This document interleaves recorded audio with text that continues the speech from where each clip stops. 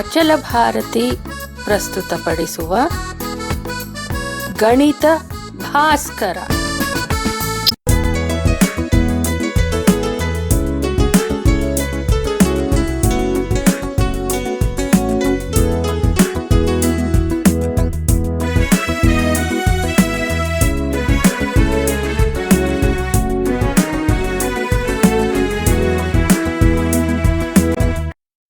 ಏಳು 5 ವಿಷಮ ಭಿನ್ನರಾಶಿ ಹಾಗೂ ಮಿಶ್ರ ಭಿನ್ನರಾಶಿ. ಜ್ಞಾಪಕ ಇದೆಯಾ ಮಕ್ಕಳೇ? ವಿಷಮ ಭಿನ್ನರಾಶಿ ಅಂದ್ರೇನು, ಮಿಶ್ರ ಭಿನ್ನರಾಶಿ ಅಂದ್ರೇನು ತಿಳ್ಕೊಳ್ಳೋಣ ಬನ್ನಿ. ಈಗ ಅನಘ, ರವಿ, ರೇಷ್ಮಾ ಹಾಗೂ ಜಾನ್ ತಿಂಡಿಗಳನ್ನು ಹಂಚಿಕೊಂಡ್ರು. 4 ಜನ ಗೆಳೆಯರು ಕಾಣ್ತಾ ಚಿತ್ರದಲ್ಲಿ. ಅನಘ, ರವಿ, ರೇಷ್ಮಾ ಮತ್ತು ಜಾನ್ ಇವರೆಲ್ಲ ತಾವೇನೇನ್ ತಂದಿರೋ ತಿಂಡಿ ಮನೆಯಿಂದೆಲ್ಲ ಅದನ್ನೆಲ್ಲ ಹಂಚಿಕೊಂಡ್ರು. ಈ ತಿಂಡಿಗಳೊಂದಿಗೆ ಅವರು 5 ಸೇಬುಗಳನ್ನು ಖರೀದಿಸಿದ್ದರು. ಅವರು 5 ಸೇಬನ್ನು ಕೂಡ ಅವರು ಖರೀದಿಸಿದ್ರು, ಆಯ್ತಾ, ಕೊಂಡ್ಕೊಂಡಿದ್ರು. ತಿಂಡಿಗಳನ್ನು ತಿಂದ ನಂತರ ಆ 4 ಮಿತ್ರರು ಸೇಬು ಹಣ್ಣುಗಳನ್ನು ತಿನ್ನಲು ಬಯಸಿದರು. ಅವ್ರು ತಂದಿದ್ರಲ್ಲ ಮನೆಯ ತಿಂಡಿ, ಅದನ್ನೆಲ್ಲ ತಿಂದ ಮೇಲೆ ಈ ಸೇಬು ಹಣ್ಣನ್ನು ತಿನ್ನೋಣ ಅಂತ ಎಲ್ಲರಿಗೂ ಆಸೆ ಆಯ್ತು.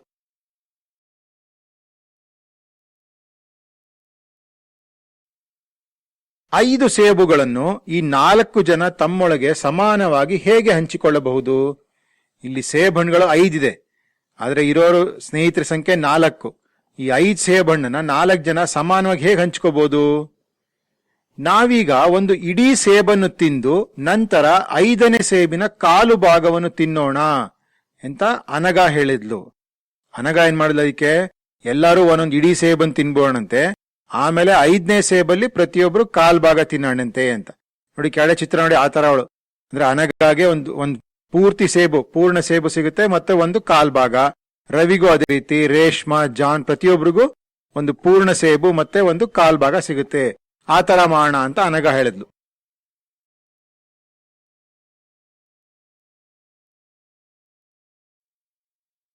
ಅದು ಒಳ್ಳೆಯದು. ನಾವು 5 ಸೇಬುಗಳನ್ನು 4 ಸಮಭಾಗ ಮಾಡಿ ಪ್ರತಿ ಸೇಬಿನಿಂದ ಕಾಲ್ ಭಾಗವನ್ನು ತೆಗೆದುಕೊಳ್ಳಬಹುದು, ರೇಷ್ಮಾ ಹೇಳಿದ್ಲು. ರೇಷ್ಮಾ ಹೇಳಿದ್ಲು, ಅದ್ರ ಬದಲು ನಾವು ಈ ತರ ಮಾಡಿ ಹೆಂಗಿರುತ್ತೆ, ಎಲ್ಲಾ ಸೇಬುಗಳನ್ನು ಕಾಲ್ ಭಾಗ ಹಂಚ್ಕೊಂಬೋಣ, 4 ಭಾಗ ಮಾಡ್ಬಿಡುತ್ತೆ ಪ್ರತಿಯೊಂದು ಸೇಬಲ್ಲಿ. ಅವಾಗ ಪ್ರತಿಯೊಬ್ರು ಈ ತರ 5 ಭಾಗ ತಗೊಂಡ್ರೆ ಸಾಕಾಗತ್ತೆ. ನೋಡಿ ಚಿತ್ರ ನೋಡಿ ಕೆಳಗೆ ಕಾಣ್ತಾ ಇದ್ಯಾ, ಅನಘ, ರವಿ, ರೇಷ್ಮಾ, ಜಾನ್ ಅಂತ ಬರ್ದಿದೆ. ಪ್ರತಿಯೊಬ್ರು ಈ ತರ ಕಾಲ್ ಭಾಗ, ಅದು ಪ್ರತಿಯೊಂದು ಚಿಕ್ಕ ಚಿತ್ರ ಕಾಣ್ತಿದೆಯಲ್ಲಿ ಆತರ ಕಾಲ್ ಭಾಗದ ಎಷ್ಟಿದೆ, ಪ್ರತಿಯೊಬ್ಬರಿಗೂ 5 ಭಾಗ ಸಿಕ್ಕಿದೆ ಅಲ್ವಾ? ಈ ತರ ಮಾಡೋಣ ಅಂತ ರೇಷ್ಮಾ ಅಂದ್ಲು.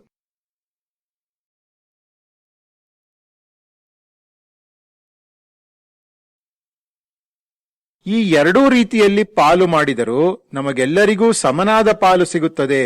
ಅಂದರೆ 5 ಕಾಲು ಭಾಗಗಳು. ಅಂದ್ರೆ ಇದು ಈ ತರ ಯಾವುದೇ ರೀತಿ ಮಾಡಿದ್ರು ಕೂಡ ಎಲ್ಲರಿಗೂ ಸಮಪಾಲು ಸಿಗುತ್ತೆ. ಎಷ್ಟು ಸಿಗುತ್ತೆ ಪ್ರತಿಯೊಬ್ಬರಿಗೂ? 5 ಈ ತರ ಕಾಲ್ ಭಾಗ ಇರುವಂತದ್ದು 5 ಭಾಗಗಳು ಸಿಗುತ್ತೆ ಪ್ರತಿಯೊಬ್ಬರಿಗೂ ಅಲ್ವಾ? ಚಿತ್ರ ನೋಡಿ ಕಾಣ್ತಾ ಇದೆ ಬಲಗಡೆ. 4 ಕಾಲು ಭಾಗಗಳು ಒಂದು ಪೂರ್ಣವನ್ನು ಮಾಡುವುದರಿಂದ ನಮಗೆ ಪ್ರತಿಯೊಬ್ಬರಿಗೂ ಒಂದು ಪೂರ್ಣ ಹಾಗೂ ಒಂದು ಕಾಲು ಭಾಗ ಸಿಗುತ್ತದೆ. ಇದನ್ನ ಇನ್ನೊಂದು ರೀತಿ ಯೋಚನೆ ಮಾಡಿ, ಹೆಂಗಿದು 4 ಕಾಲ್ ಭಾಗ ಇದೆಯಲ್ಲ, ಅದನ್ನ ಸೇರಿಸಿದ್ರೆ ಒಂದು ಪೂರ್ಣ ಆಯ್ತು ಅಲ್ವಾ? ಹಂಗಾಗಿ ಪ್ರತಿಯೊಬ್ಬರಿಗೂ ಒಂದು ಪೂರ್ಣ ಸೇಬು, ಪೂರ್ತಿಯಾದ ಹಣ್ಣು ಮತ್ತೆ ಒಂದು ಕಾಲ್ ಭಾಗ ಸಿಗುತ್ತೆ. ಈ ಕೆಳಗಡೆ ಚಿತ್ರ ನೋಡಿ ಗೊತ್ತಾಗ್ತದೆ ಅಲ್ವಾ? ಒಂದು ಪೂರ್ಣವಾದ ಸೇಬು ಮತ್ತೆ ಒಂದು ಕಾಲ್ ಭಾಗ ಈ ತರ ಸಿಗುತ್ತೆ ಅಂತ ಕೂಡ ಹೇಳ್ಬಹುದು.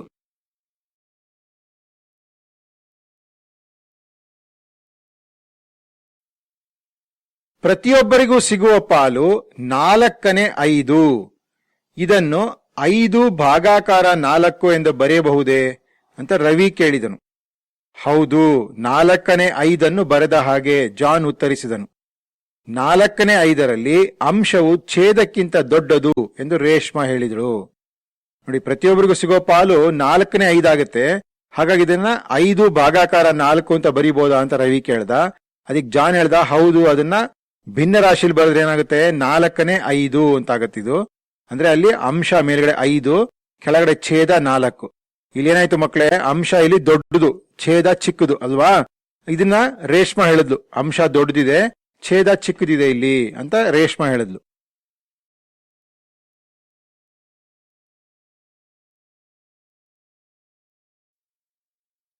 ಅಂಶವು ಛೇದಕ್ಕಿಂತ ದೊಡ್ಡದಾಗಿರುವ ಭಿನ್ನರಾಶಿಗಳನ್ನು ವಿಷಮ ಭಿನ್ನರಾಶಿ ಎಂದು ಕರೆಯುತ್ತೇವೆ.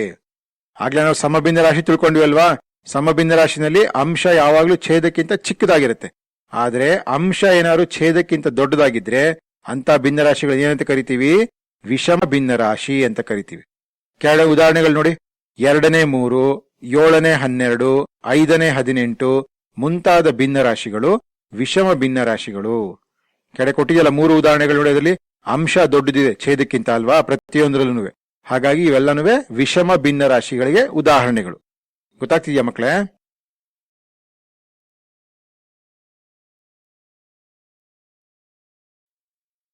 ಎ, ಛೇದ 7 ಇರುವ 5 ವಿಷಮ ಭಿನ್ನರಾಶಿಗಳನ್ನು ಬರೆಯಿರಿ.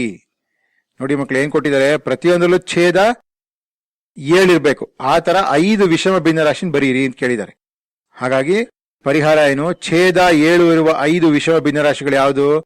7ನೇ 25, 7ನೇ 32, 7ನೇ 58, 7ನೇ 15, 7ನೇ 10 ಈ ರೀತಿ ಎಷ್ಟು ಬೇಕಾ ಬರ್ಕೊಂಡು ಹೋಗ್ಬೋದು. ಪ್ರತಿಯೊಂದರಲ್ಲೂ ಛೇದ 7 ಇದೆ.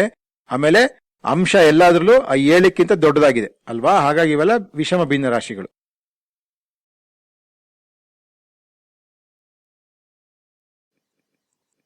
ಬಿ, ಅಂಶ 11 ಇರುವ 5 ವಿಷಮ ಭಿನ್ನರಾಶಿಗಳನ್ನು ಬರೆಯಿರಿ. ಇಲ್ಲಿ ಅಂಶ ಪ್ರತಿಯೊಂದಕ್ಕೂ 11 ಆಗಿರ್ಬೇಕು. ಆ ರೀತಿ 5 ವಿಷಮ ಭಿನ್ನರಾಶಿ ಬರೀಬೇಕು. ಪರಿಹಾರ ಏನು? ಅಂಶ 11 ಇರುವ 5 ವಿಷಮ ಭಿನ್ನರಾಶಿಗಳು ನೋಡಿ. ಕೆಳಗೆ ಕೊಟ್ಟಿರೋ ಉದಾಹರಣೆ: 7ನೇ 11, 6ನೇ 11, 2ನೇ 11, 9ನೇ 11, 4ನೇ 11 ಇವೆಲ್ಲ ವಿಷಮ ಭಿನ್ನರಾಶಿಗಳು. ಯಾಕೆ? ಅಂಶ ಛೇದಕ್ಕಿಂತ ದೊಡ್ಡದಾಗಿದೆ. ಅಂಶ ಎಲ್ಲಾದ್ರಲ್ಲೂ 11, ಛೇದ ಪ್ರತಿಯೊಂದರಲ್ಲೂ 11ಕ್ಕಿಂತ ಕಮ್ಮಿ ಇರೋ ಸಂಖ್ಯೆಗಳು ಅಲ್ವಾ ಮಕ್ಕಳೇ?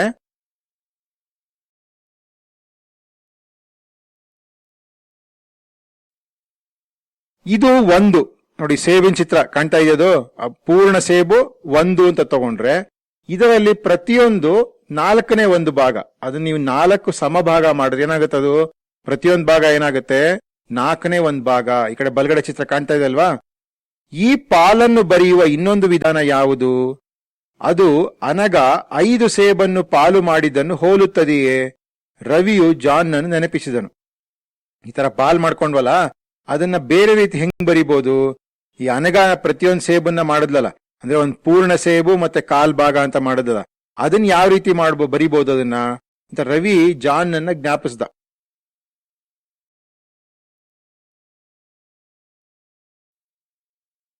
ಹೌದು, ಅದು ಅನಗ ಹೇಳಿದ ರೀತಿಯೇ ಇದೆ. ಅವಳ ಪ್ರಕಾರ ಪ್ರತಿಯೊಂದು ಪಾಲು 1 ಇಡೀ ಮತ್ತು ಕಾಲ್ ಭಾಗ. ಅದನ್ನ ನಾವು 1 ಪ್ಲಸ್ 4ನೇ 1 ಅಂದ್ರೆ ಕಾಲ್ ಭಾಗ ಅಂತ ಬರ್ದೀವಿ. ಮತ್ತು ಸಂಕ್ಷಿಪ್ತವಾಗಿ ಹೆಂಗ್ ಬರಿಬಹುದು?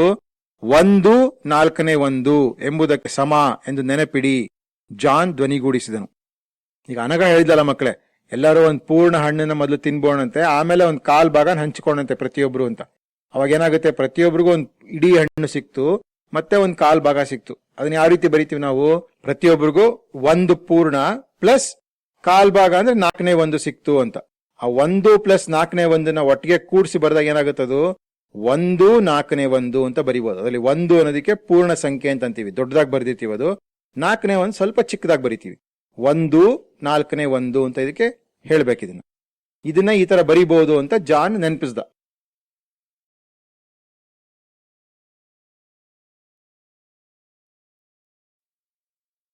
ಈಗ ಫರೀದಾ ತಿಂದ ಪೂರಿಗಳ ಸಂಖ್ಯೆ ಎಷ್ಟೆಂದು ಸ್ಮರಿಸಿಕೊಳ್ಳೋಣ. ಜ್ಞಾಪಕ ಇದೆ ಮಕ್ಕಳೇ? ಈ ಅಧ್ಯಾಯದ ಪ್ರಾರಂಭದಲ್ಲಿ ನಾವು ಫರೀದಾ ಮತ್ತು ಸುಭಾಷ್ ಹೆಂಗೆ ತಿಂಡಿನ ಹಂಚ್ಕೊಂಡ್ರು ಜ್ಞಾಪಕ ಇದೆ ನಿಮ್ಗದು? ಎಲ್ಲಾರು ಎಷ್ಟೆಷ್ಟು ಪೂರಿ ತಿಂದ್ರು ಇಬ್ರುನುವೆ? ಅವಳಿಗೆ ಎಷ್ಟು ಸಿಕ್ತು? ಫರೀದಾಗೆ 2.5 ಪೂರಿ ಸಿಕ್ತು ಅಲ್ವಾ? ಅಂದ್ರೆ 2 ಪೂರ್ಣ ಪೂರಿಗಳು ಮತ್ತು 1 ಅರ್ಧ ಭಾಗ. ಇಲ್ಲಿ ಕೆಳಗಡೆ ನೋಡಿ, ಈ ತರ ಇದು ಬರೆದ್ರೆ ಇದು 1 ಅಂತ ಆಗುತ್ತೆ. 2 ಅರ್ಧ ಸೇರಿಸಿ 1 ಇಡೀ ಆಗಿದೆ, ಅಂದ್ರೆ 1 ಪೂರ್ಣ ಪೂರಿ ತರ ಆಗಿದೆ. ಈ ಕಡೆ ಪಕ್ಕದ್ದು ಬಲಗಡೆ ಕೊಟ್ಟಿರೋದು ಅದು 2 2ನೇ 1 ಅಂದ್ರೆ 2.5 ಅಂತಂತೀವಲ್ಲ, ಆ 2.5ಗೆ ಇಲ್ಲಿದು 2 ಅರ್ಧ ಅಲ್ವಾ? 2 ಪೂರ್ಣ ಇದೆ, 1 ಅರ್ಧ ಇದೆ ಅಲ್ವಾ? ಹಾಗಾಗಿ ಇದನ್ನ ಹೆಂಗ್ ಓದ್ತೀವಿ?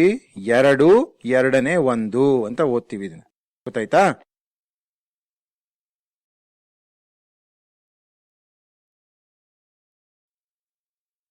ಎರಡು 2ನೇ 1 ಇದರಲ್ಲಿ ಎಷ್ಟು ಬಣ್ಣ ಹಾಕಿದ ಭಾಗಗಳಿವೆ? ಈಗ ಮತ್ತೆ ಚಿತ್ರ ನೋಡಿ ಮಕ್ಕಳೇ, ಅದರಲ್ಲಿ ಬಣ್ಣ ಹಾಕಿರೋ ಭಾಗಗಳು ಎಷ್ಟು?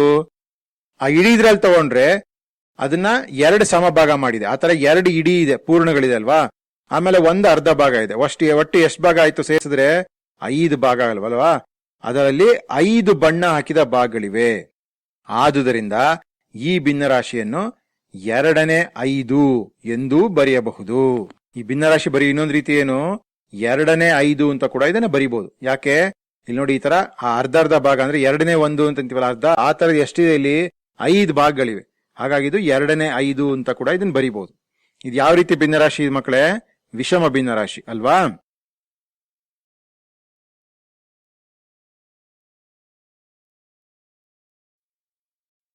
ಅಂದರೆ 2 2ನೇ 1 ಎಂಬುದು 2ನೇ 5ಕ್ಕೆ ಸಮ ಅಲ್ವಾ ಮಕ್ಕಳೇ. ನೋಡಿ, ಈ ತರ 2 2ನೇ 1 ಅಂತ ಬರೀತೀವಲ್ಲ, ಅದು 2ನೇ 5ಕ್ಕೆ ಸಮ ಅಂತ ನಾವು ತಿಳ್ಕೊಂಡ್ವಿ.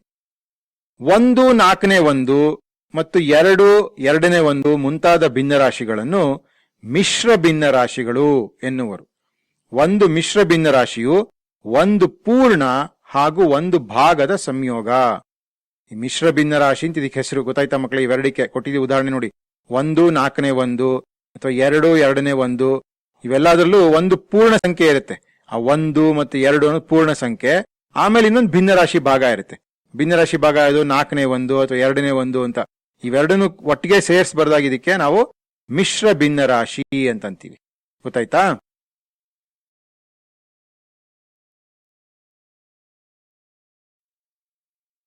ನೀವು ಮಿಶ್ರ ಭಿನ್ನರಾಶಿಗಳನ್ನು ಎಲ್ಲಿ ಗಮನಿಸಿದ್ದೀರಿ? ಉದಾಹರಣೆ ಕೊಡಿ. ಈ ರೀತಿ ಮಿಶ್ರ ಭಿನ್ನರಾಶಿಗಳನ್ನ ಎಲ್ಲಿ ಗಮನಿಸಿದ್ದೀರಿ ಮಕ್ಕಳೇ? ಜ್ಞಾಪಿಸ್ಕೊಳ್ಳಿ. ಯಾವ್ದಾದ್ರು ಉದಾಹರಣೆ ಸಿಗುತ್ತಾ, ಜ್ಞಾಪಕಕ್ಕೆ ಬರುತ್ತಾ ನಿಮ್ಗೆ? ನೋಡಿ, ಜ್ಞಾಪಕ ಮಾತ್ರ ಬರೀರಿ, ನೋಡಂತಿಲ್ಲಿ.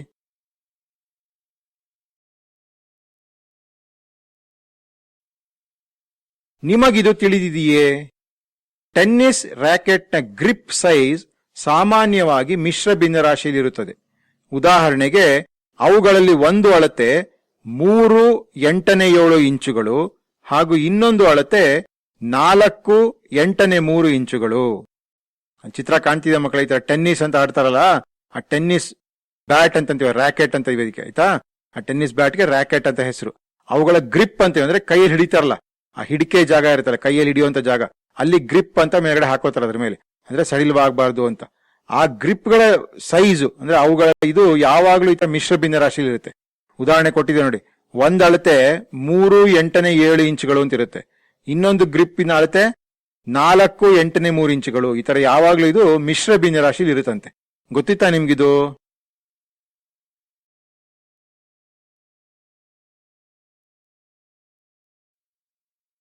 ಉದಾಹರಣೆ 1. ಇವುಗಳನ್ನು ಮಿಶ್ರ ಭಿನ್ನರಾಶಿಗಳಾಗಿ ವ್ಯಕ್ತಪಡಿಸಿ. ನೋಡಿ, ಇಲ್ಲಿ ಕೆಳಗಡೆ ಕೆಲವು ಕೊಟ್ಟಿದೆ. ಇವೆಲ್ಲ ಏನು? 4ನೇ 17 ಎ ಅನ್ನೋದು, ಬಿ 3ನೇ 11, ಸಿ 5ನೇ 27, ಡಿ 3ನೇ 7. ಇವೆಲ್ಲ ವಿಷಮ ಭಿನ್ನರಾಶಿಗಳಲ್ವಾ ಮಕ್ಕಳೇ? ಅಂಶ ದೊಡ್ಡದಿದೆ ಛೇದಕ್ಕಿಂತ. ಇದನ್ನ ಮಿಶ್ರ ಭಿನ್ನರಾಶಿ ರೂಪದಲ್ಲಿ ಬರೀಬೇಕು. ಇದನ್ನ ಹೇಗ್ ಬರೆಯೋದು ನೋಡೋಣ ಬನ್ನಿ.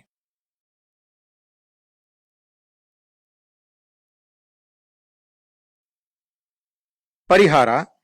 ಎ 4ನೇ 17 ಅಂದ್ರೆ 4 ಇಡೀ ಹಾಗೂ 4ನೇ 1 ಜಾಸ್ತಿ, ಅಥವಾ ಎರಡನ್ನೂ ಒಟ್ಟಿಗೆ ಬರೆದಾಗ 4 4ನೇ 1 ಅಂತ ಆಗುತ್ತೆ.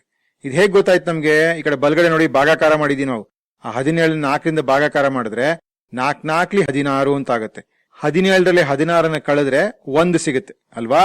ಇದನ್ನೇ ಸೇರಿಸಿ ನಾವು ಈ ತರ ಮಿಶ್ರ ಭಿನ್ನರಾಶಿಗೆ ಬರೀ ರೂಪದಲ್ಲಿ ಬರ್ದಿದೀವಿ. ಹೆಂಗ್ ಬರೆಯೋದು ಇದನ್ನ? ನಮ್ಗೆ ಏನ್ ಭಾಗಲಬ್ಧ ಸಿಕ್ತು ಮೇಲ್ಗಡೆ ನೋಡಿ 4 ಅಂತ ಸಿಕ್ತಲ್ಲ, ಅದನ್ನೇ ನೀವು ಪೂರ್ಣ ಸಂಖ್ಯೆಯಾಗಿ ಬರೀಬೇಕು. ಗೊತ್ತಾಯ್ತಾ? ಕೆಳಗಡೆ ಶೇಷ ಏನ್ ಬರುತ್ತಲ್ಲ, ಅದು ನಿಮ್ಮ ಭಿನ್ನರಾಶಿಯ ಅಂಶ ಆಗತ್ತೆ. ಮತ್ತು ಭಾಜಕ ಆಯ್ತಲ್ಲ ಇಲ್ಲಿ 4, ಭಾಜಕ ಭಿನ್ನರಾಶಿಯ ಛೇದ ಆಗತ್ತೆ. ಹಾಗಾಗಿ ಒಟ್ಟಿಗೆ ಬರೆದಾಗ 4 4ನೇ 1 ಅಂತ ಆಗತ್ತೆ. ಗೊತ್ತಾಯ್ತಾ ಮಕ್ಕಳೇ?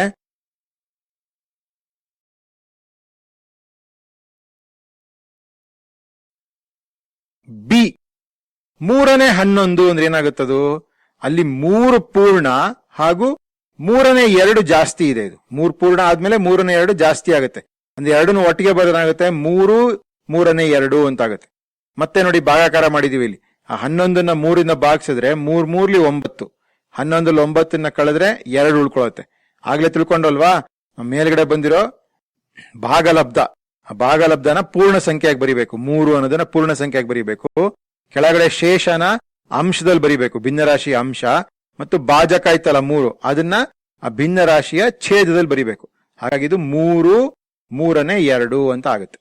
ಗೊತ್ತಾಯ್ತಾ ಮಕ್ಕಳೇ?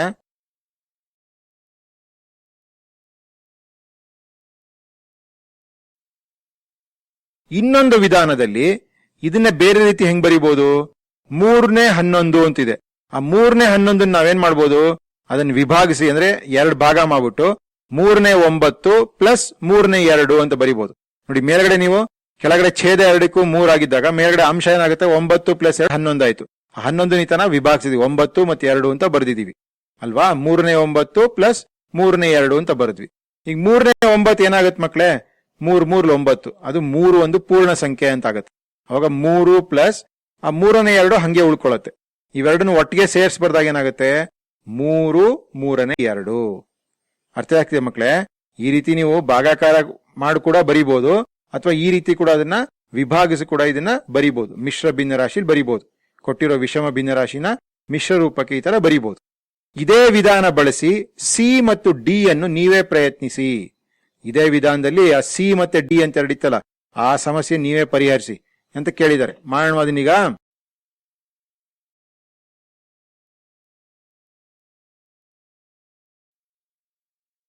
ಸಿ ಏನಿತ್ತು ಅದರಲ್ಲಿ? ವಿಷಮ ಭಿನ್ನರಾಶಿ 5ನೇ 27. ಆ ಮೇಲ್ಗಡೆ 27 ಏನ್ ಮಾಡೋಣಂತೆ? ನಾವು 5ನೇ 25 ಪ್ಲಸ್ 5ನೇ 2 ಅಂತ ಬರ್ಕೋಣಂತೆ. ಅಲ್ಲಿ 25 ಪ್ಲಸ್ 2 27 ಆಗುತ್ತೆ. ಅದನ್ನ ಈ ತರ ವಿಭಾಗಿಸಿದೀವಿ ಅಲ್ವಾ? 5ನೇ 25 ಅಂದ್ರೆ ಏನಾಗುತ್ತೆ? 5 5 25. ಹಾಗಾಗಿ 5 ಪೂರ್ಣ ಸಂಖ್ಯೆ ಅಂತ ಆಗುತ್ತೆ. ಪ್ಲಸ್ 5ನೇ 2 ಹಾಗೆ ಉಳ್ಕೊಳ್ಳುತ್ತೆ. ಅಂದ್ರೆ ಒಟ್ಟಿಗೆ ಸೇರಿಸ್ಬಾರ್ದಾಗ ಏನಾಗುತ್ತೆ? ಇದು 5 5ನೇ 2. ಅರ್ಥ ಆಗ್ತಿದೆಯಾ ಮಕ್ಕಳೇ? ಈ ತರ ವಿಷಮ ಭಿನ್ನರಾಶಿ 5ನೇ 27 ನಾವು 5 5ನೇ 2 ಅಂತ ನಾವು ಮಿಶ್ರ ಭಿನ್ನರಾಶಿ ರೂಪದಲ್ಲಿ ಬರ್ದಿದೀವಿ. ಡಿ 3ನೇ 7 ಅಂತ ಕೊಟ್ಟಿದೆ. ಇಲ್ಲಿ ಮತ್ತೆ ಇದನ್ನ ಏನ್ ಮಾಡ್ಕೊಂಡು ವಿಭಾಗಿಸ್ಕೊಂಡಾಗ 3ನೇ 6 ಪ್ಲಸ್ 3ನೇ 1 ಅಂತ ಬರ್ಕೋಣಂತಿದ್ದೀನಿ. ಯಾಕಂದ್ರೆ 6 ಪ್ಲಸ್ 1 7 ಅಂತ ಆಗುತ್ತೆ ಮೇಲ್ಗಡೆ ಅಂಶದಲ್ಲಿ. ಈಗ 3ನೇ 6 ಅಂದ್ರೆ ಏನಾಗುತ್ತೆ? ಅದು 2ಕ್ಕೆ ಸಮ, ಅದು ಅಲ್ವಾ? ಪೂರ್ಣ ಸಂಖ್ಯೆ 2ಕ್ಕೆ ಸಮ ಅದು. ಪ್ಲಸ್ 3ನೇ 1 ಹಾಗೆ ಉಳ್ಕೊಳ್ಳುತ್ತೆ. ಅವೆರಡನ್ನ ನಾವು ಸೇರಿಸ್ಬಾರ್ದಾಗ 2 3ನೇ 1 ಅಂತ ಆಗುತ್ತೆ. ಇಲ್ಲೂ ಕೂಡ ನಾವು ವಿಷಮ ಭಿನ್ನರಾಶಿನ ಮಿಶ್ರ ರೂಪಕ್ಕೆ ಪರಿವರ್ತಿಸಿದೀವಿ.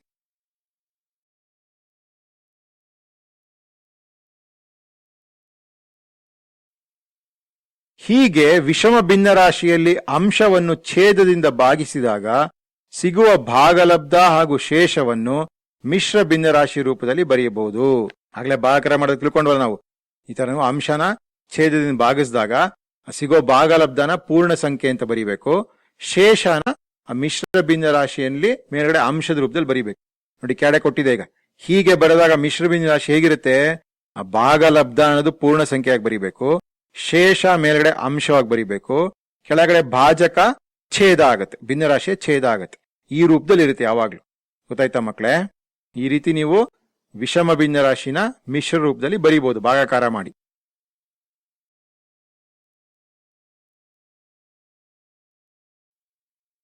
ಉದಾಹರಣೆ 2. ಈ ಮಿಶ್ರ ಭಿನ್ನರಾಶಿಗಳನ್ನು ವಿಷಮ ಭಿನ್ನರಾಶಿಗಳಾಗಿ ವ್ಯಕ್ತಪಡಿಸಿ. ಈಗ ಏನ್ ಕೇಳಿದ್ರಲ್ಲವಾಗ ವಿಷಮನ ನಾವು ಮಿಶ್ರಕ್ಕೆ ಪರಿವರ್ತಿಸಿದ್ವಿ. ಈಗ ಮಿಶ್ರ ಭಿನ್ನರಾಶಿನ ವಿಷಮ ಭಿನ್ನರಾಶಿಯಾಗಿ ಹೇಗೆ ಪರಿವರ್ತಿಸೋದು ತಿಳ್ಕೊಳ್ಳೋಣ ಬನ್ನಿ. ನೋಡಿ, ಇಲ್ಲಿ 3 ಸಮಸ್ಯೆ ಕೊಟ್ಟಿದೆ. ಎ 2 4ನೇ 3, ಬಿ 7 9ನೇ 1, ಸಿ 5 7ನೇ 3. ಈಗ ಒಂದೊಂದೇ ಉದಾಹರಣೆ ತಗೊಳಂತೆ. ಪರಿಹಾರ ಎ ತಗೋಣಂತೆ. ಏನ್ ನೋಡಿ, ಇಲ್ಲಿ 2 4ನೇ 3 ಅಂತಿದೆ. ಇಲ್ಲಿ ಏನ್ ಮಾಡ್ಬೇಕು ಮಕ್ಕಳೇ? ಆ ಪೂರ್ಣ ಸಂಖ್ಯೆ 2 ಅಂತಿದೆಯಲ್ಲ, ಅದನ್ನ ನೀವು ಕೆಳಗಡೆ ಛೇದ ಇದೆಯಲ್ಲ 4, ಅದ್ರ ಜೊತೆ ಗುಣಿಸ್ಬೇಕು. ನೋಡಿ, 2 ಗುಣಾಕಾರ 4 ಪ್ಲಸ್ ಆ ಮುಂಚಿನ ಅಂಶ ಇದೆಯಲ್ಲ ಅಲ್ಲಿ 3 ಅಂತ, ಅದಕ್ಕೆ ಜೊತೆ ಈಗ ಅದನ್ನ ಕೂಡ್ಬೇಕು. ಗೊತ್ತಾಯ್ತಾ? ಕೆಳಗಡೆ ಛೇದ ಹಾಗೆ ಉಳ್ಕೊಳತ್ತೆ. ಕೆಳಗಡೆ ಛೇದ 4 ಅಂತಿರುತ್ತೆ. ಈಗ 2 ಗುಣಾಕಾರ 4 ಎಷ್ಟು ಮಕ್ಕಳೇ? 8. ಅದಕ್ಕೆ ನೀವು 3ನ್ನ ಕೂಡ್ಬೇಕು. ಎಷ್ಟು ಬಂತು ಕೂಡಿದ್ರೆ? 11 ಅಂತ ಆಯ್ತು. ಕೆಳಗಡೆ ಛೇದ 4 ಹಂಗೆ ಇರುತ್ತೆ. ಹಾಗಾಗಿ ಇದನ್ನ ಈ ಮಿಶ್ರ ಭಿನ್ನರಾಶಿನ ವಿಷಮಕ್ಕೆ ಪರಿವರ್ತಿಸಿದ್ರೆ ಏನಾಗುತ್ತದು? 4ನೇ 11 ಅಂತ ಆಗುತ್ತೆ. ಅರ್ಥ ಆಗ್ತಿದೆಯಾ ಮಕ್ಕಳೇ? 2 4ನೇ 3 ಇದು ಮಿಶ್ರ ಭಿನ್ನರಾಶಿ. ಅದನ್ನ ವಿಷಮ ಭಿನ್ನರಾಶಿ ರೂಪದಲ್ಲಿ ವ್ಯಕ್ತಪಡಿಸಿದಾಗ ಏನಾಗುತ್ತದು? 4ನೇ 11 ಅಂತ ಆಗುತ್ತೆ. ಅರ್ಥ ಆಗ್ತಿದೆ ಎಲ್ಲಾರ್ಗುನುವೆ?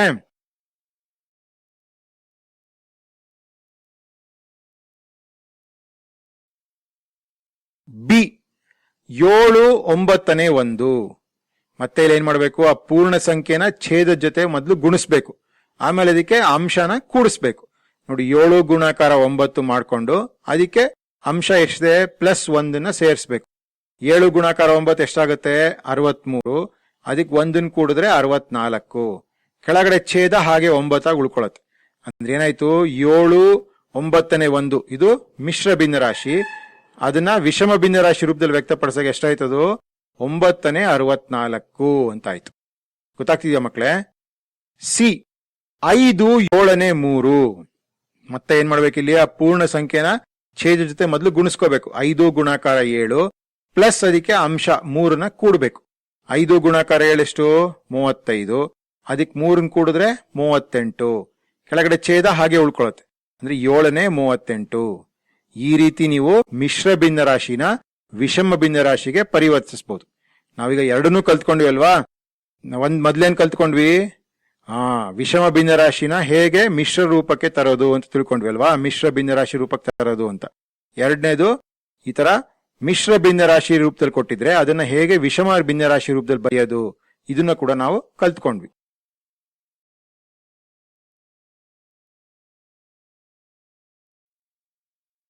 ನಾವು ಮಿಶ್ರ ಭಿನ್ನರಾಶಿಯನ್ನು ವಿಷಮ ಭಿನ್ನರಾಶಿಯಾಗಿ ಹೀಗೆ ವ್ಯಕ್ತಪಡಿಸಬಹುದು.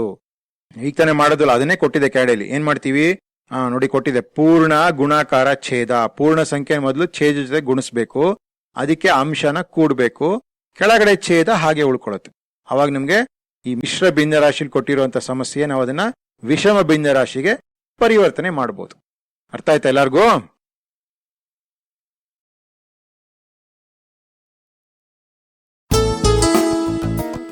ಮಕ್ಕಳೇ, ಪಾಠ ಚೆನ್ನಾಗಿತ್ತಲ್ವಾ? ಸುಲಭವಾಗಿ ಅರ್ಥ ಆಯ್ತಲ್ವಾ? ಇಷ್ಟ ಆಯ್ತಾ ನಿಮ್ಗೆ? ಸರಿ, ಹಾಗಿದ್ರೆ ನೆಕ್ಸ್ಟ್ ಕ್ಲಾಸಲ್ಲಿ ಮೀಟ್ ಮಾಡೋಣ. ಓಕೆ, ಬಾಯ್.